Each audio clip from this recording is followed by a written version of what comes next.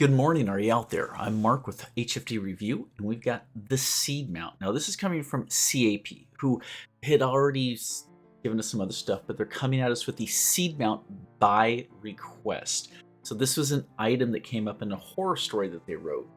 And I was like, hey, I'd like clarification. What is the Seed Mount? What's this cool magic item that kind of went underappreciated in your story?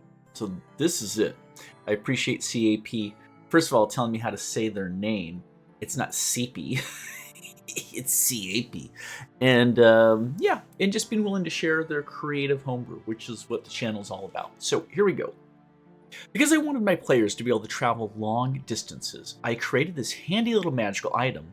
My thinking was that buying mounts and carrying for them would be costly, and or carrying them would be extremely difficult as well, especially at the start of the game. They also wouldn't have to worry about where they left their mounts. Very nice. It's like video game style. You just Pokemon ball them, put them in your pocket. You got them whenever you need them. The seed mounts start off as a seed the approximate size of a walnut, but its exterior is a brown and green brindle.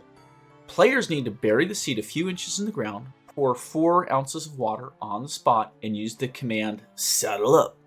4 plants will sprout instantly where the legs of the mount would meet the ground. Very cool. And intertwine to become a mount perfectly sized for the person activating the seed. It will be shaped like a common riding horse or riding dog, depending on the user's size. This item will not accommodate any person larger than medium. The vines and branches that constitute the mount's body look like the musculature of the chosen animal. The saddle on these mounts is soft, comfortable moss. The steed also grows a bridle, bit, and reins. Right, you can imagine the reins are, 2 bits of vine, and the bit, I guess they would call it, would be like a piece of hardwood or something like that, but all grown together. It's not like it's like pieces tied off with knots. It's like truly an organic, dare I say, life form, magically based, obviously. To dismiss the seed mount, one need only plunge a hand into the center of the chest and pull out the seed. The mount immediately collapses into dry plant matter, perhaps good for emergency kindling. I just exactly thought that. Like, I swear, I was just like, oh, you could burn that. And then, yes. Wow. Great minds. Yeah? Am I right? Yeah. Once dismissed this way, the seed mount cannot be used again until the next sunrise. Okay, once a day. I think that's fair. It's a powerful item already. Like, truly, it seems, I don't know if it'd be something to be common or uncommon. That'd be up to the DM in each game probably to decide. But even being able to use that once a day in the portability of that seed makes it really valuable. This is clever. It is creative. It's evocative. Like, we can all imagine what these creatures would look like. If players decide not to dismiss the mount, they must allow it 24 hours of rest every 7 days, ensuring it gets plenty of sunlight and is properly watered. Yes, cloudy skies will still provide sunlight. When commanded to rest, the mount will lower itself to the ground and take root. If done around thick floor, the mount is completely concealed. Oh, it's so good. Its roots go deep and gather nutrients and cannot be uprooted before 20 hours have passed. 24 hours have passed. So once you let it rest, you can't just snap it up again. So you got to be careful. Although I would imagine you could reach in, grab out the seed, and reduce the resting mount to branches and vines. If cut from its root, the seed mount dies and the seed loses its magic. Oh, holy crud. It can also be completely destroyed with fire. As for other methods of destruction, so long as the seed in its chest remains intact, it remains functional. Oh my. So if you were against an opponent coming after you, like really after the party, and they had some knowledge of nature magics, or they'd done research on the party, they could theoretically detect and or identify the seed mounts, chop them apart at the root while they're in the resting state, thus functionally destroying the seed and the magic within it. But that would have to be a very highly motivated enemy, or like an archdevil, a hag, some creature that's innately deeply magical and has ways to really see very deeply into the affairs of the party. But oof, that would piss your players off. Let me tell you, if they're going around on seed mounts and you have them using those for months, IRL in game, and an enemy were to come and target those resting seed mounts, because what's going on here is in the fiction, the party's getting attached to their seed mounts, and they like to keep them instead of just destroying them and reforming them every time. I could see players absolutely trying to treat them like pets. The weakness of any party is pets. You always go for the pet. Drama. So there's some real roleplay potential from the DM and the players to treat these seeds as way more than what they're meant to be, which is just a mode of transportation. For good and ill. Very, very nice. Very nice. Where are we at here? The seed mount can be ridden into combat. Unlike an animal, the mount won't panic in a fight. Although it is slightly stronger and more robust than a normal riding horse, it will not engage in combat. Its strength is used only to determine its carrying capacity and how much it can pull. Its constitution is only relevant to hit point bonuses and saving throws. Note that it is immune to exhaustion until the 7th day in a row that it remains active. Dismissing the mount will circumvent the necessity to rest, since it will be a completely new mount upon reactivation. There you go. That makes a lot of sense.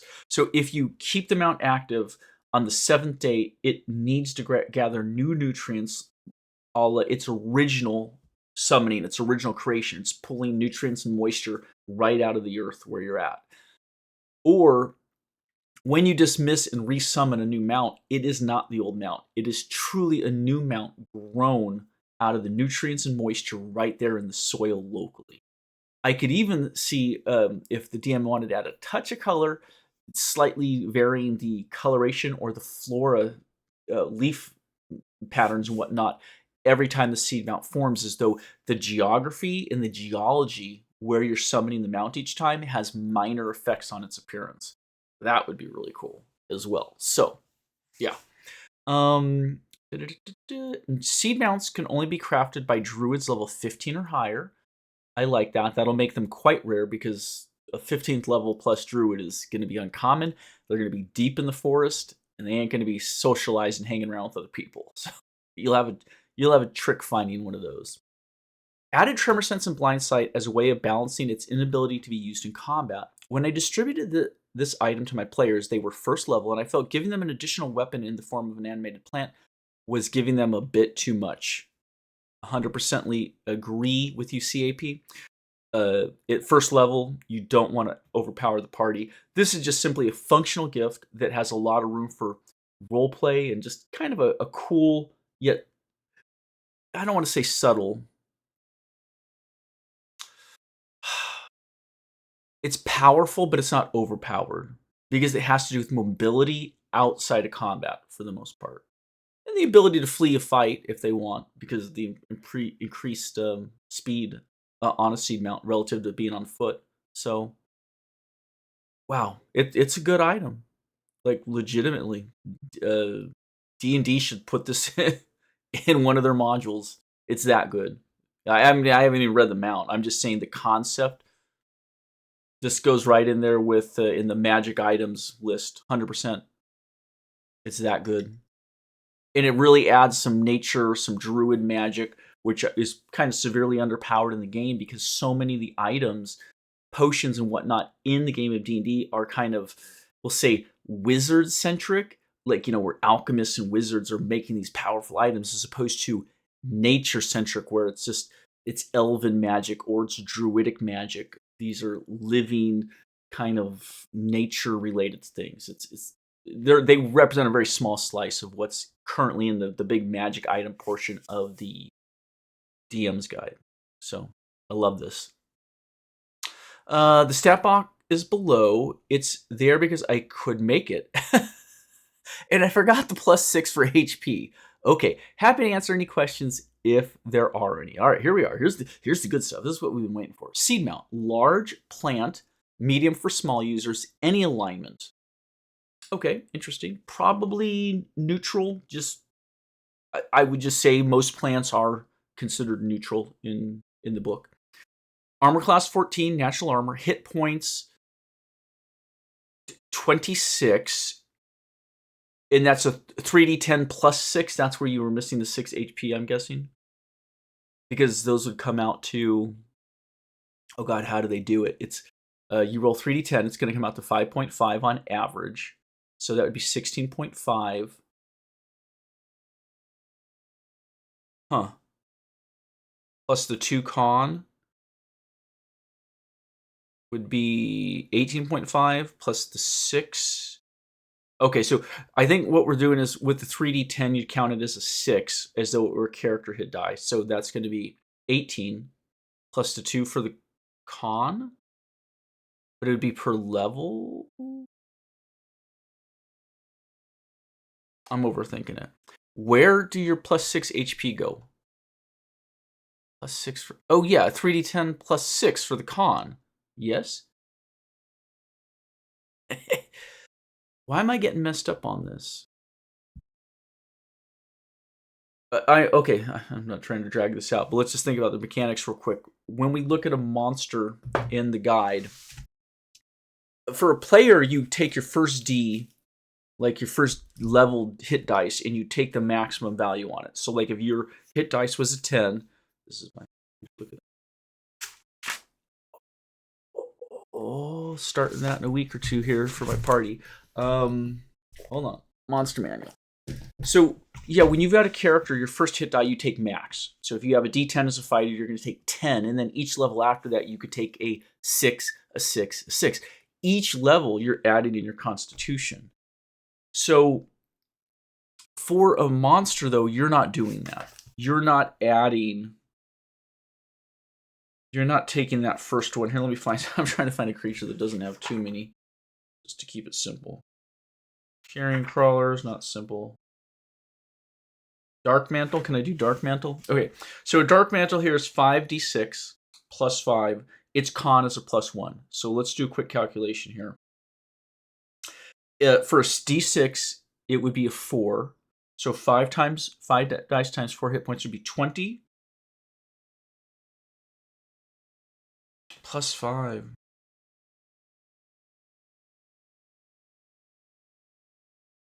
No, okay, so with the monster...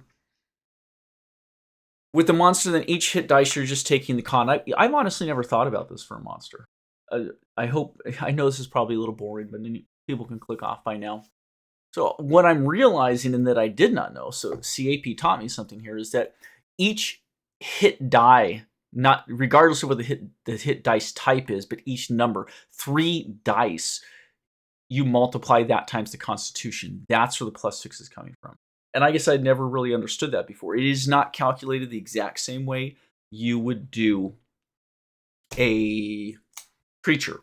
But what I find interesting, though, is with the Dark Mantle, I'm sitting here looking at this going 5d6 plus the 5. How are they getting a hit point average of 22? Or are they actually doing 3.5? They're rounding up or down 1? So you got 5 hit die. The Dark Mantle has a con of plus 1. That's where your plus 5 is. It's plus 1 for 5 dice. Just like with the Seed Mount, it would be plus 2 for 3 dice. Is the plus 6 HP that CAP forgot here. So the remainder of that is 20 based off of 3d10. How are we getting 20 out of 3d10? Is there a way to calculate that? So for the Dark Mantle, if I were to take the plus 5 off the 22, I'd be left with 17. How do you get... So a true average for a d6 would be a 3.5, not a 4. So 5 times 3.5 would be 17.5. You round down. And then add the 5, you get 22 for Dark Mantle. I might be overthinking it. I don't know if there's an exact formula for how they do this. I'm curious now. And the reason I'm talking about it is because this entire channel is about the nerdery of what goes into doing homebrew. So I think it's a question worth asking and getting an answer to. The Dark Mantle essentially took the true average of the D6, rounded down instead of up, and then added the con per die. Seaypy here, I don't know if they're doing this right or wrong. I'm not trying to in any way disparage them, but ultimately what I'm seeing is 3 times the 2 is the plus 6. But if we subtract 6, we're getting a 20. And I don't know how the 3d10 would relate to the 20. Yeah. Clarification, maybe it's not quite done right. If I'm thinking about this correctly, the D10 would generate a 5.5 times 3 would be 16.5, rounded down would be a 16. So I think this should be a 22, not a 26. But if someone knows how the official, monster maker people from WotC, from D&D do it, if there's a real formula for it, let me know. I'm curious. All right. Let's finish it up, though. We're getting long enough here. Speed of 60, very nice. Yeah, big +4 on the strength, no dex bonus, +2 on the con, almost no int, very little wisdom. It just has the most minor. It's just like it won't walk off a cliff kind of thing, obviously. And no bonuses to charisma. I could even see charisma being less than 10. But, right? It might be nice to look at, pleasant, like a beautiful plant, thus the 10 as opposed to less. It has no innate personality for charisma. So, damage vulnerabilities, fire and slashing. Good to know. Damage resistances, piercing. Perfect. I can completely see how an arrow or spear thrust would have very little effect on the interwoven leaves and vines of this creature. Condition immunities, blinded, charmed, deafened, frightened, stunned, unconscious. Is that boilerplate for a plant? Possibly. Certainly it can be knocked prone. Senses, blind sight to 30 feet, tremor sense to 60, passive perception 10. Languages, understands all. Ooh. Or, does that work? Okay, bit of clarification, possibly CAP. Again, I don't know this 100%, but I don't know that a creature with an int of 2 can understand. It certainly probably can't speak a language. I don't know that it can understand a language. So if there's two ways I would look at it. I might change this from understands all, which is a pretty powerful thing, to understands the language of its summoner. And you may need to bump that int up a little bit to get it to a minimum threshold for understanding language. If I were to look at a wolf or something, let's see. A rust monster is int 2, no language, obviously. Let's see if I can find some other stuff here. Bear with me.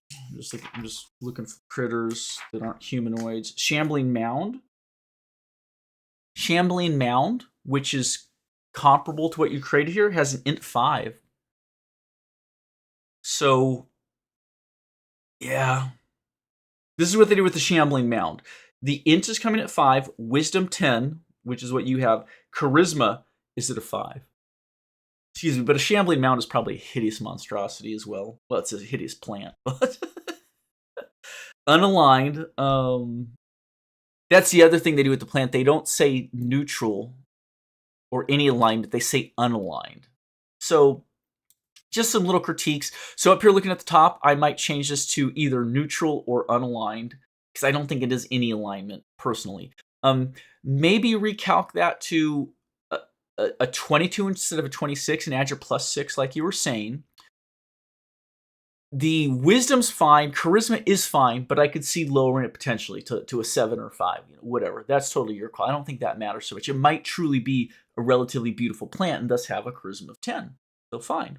You could a beautiful flower would be pretty to look at. It would have charisma in that sense. The int 2 though, I think is fine, but only if it doesn't understand languages. I think if it is going to understand all languages or the language of its summoner, this needs to be higher. Even a Shambling Mound has an int of 5, but has no language. Just has a line there, meaning it doesn't speak or understand any language, to give you an idea of the level of complexity. And then finally, challenge of 0. Yep.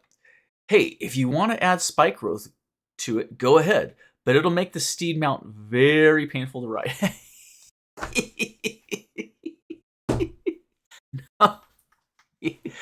Nice touch. Nice touch. One other thing. In your description portion up above, most creatures in the monsters book have a little brief description blurb that kind of fleshes out what they can do. I am super curious about this understands all language. How smart is it? What does that mean? Can you whistle for it to come? Or you can say, go through the west gate. There's an east and a west gate. They're riding up to a city wall that's under siege, and you hop off your mount and say, go through the west gate. I'll find you there. And your seed mount's like all, that's rustling leaf sounds. Can it understand that? An int 2? No.